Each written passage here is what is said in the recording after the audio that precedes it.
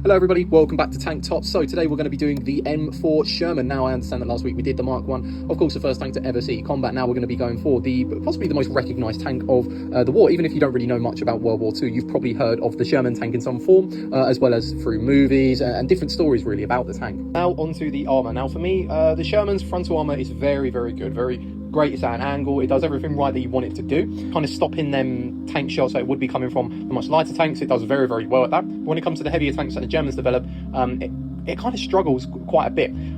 However, obviously throughout the war, as they start kind of facing more of these tanks, they start realizing, hang on a minute, let's just stick a load of stuff on the front of the tank. Obviously here's a picture right here of one example. It kind of goes to show that, you know, it can't really stop everything, but it's still very good frontal armor. I mean, obviously it's not comparable to the Churchill, for example, which is 152mm frontal armor, but it's still very good armor. I'm going to give it a 79 out of 100. Now onto the Sherman's gun. Now for me, it really depends on what kind of variant that you're going for. So if you're going for the Easy 8, it's a definite, like, we're in 80 territory, because that gun can literally take out anything around it. However, if we're talking about the M1A1, obviously it's a lot more of a shorter gun. It's a 76. And I'm going to go for an 80 out of 100.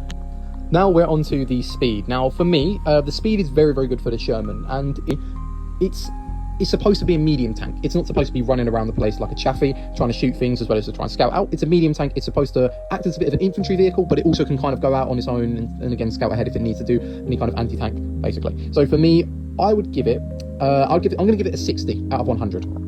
So now on to the influence on the world. Now for me, I would say the Sherman is a 90 out of 100. Now there is reasoning behind this, okay? The way that I see it is the Sherman is the main tank of the war. You know, it was the most mass produced. It has seen all theatres of combat. It was, you know, it has seen everything, and everyone has seen it.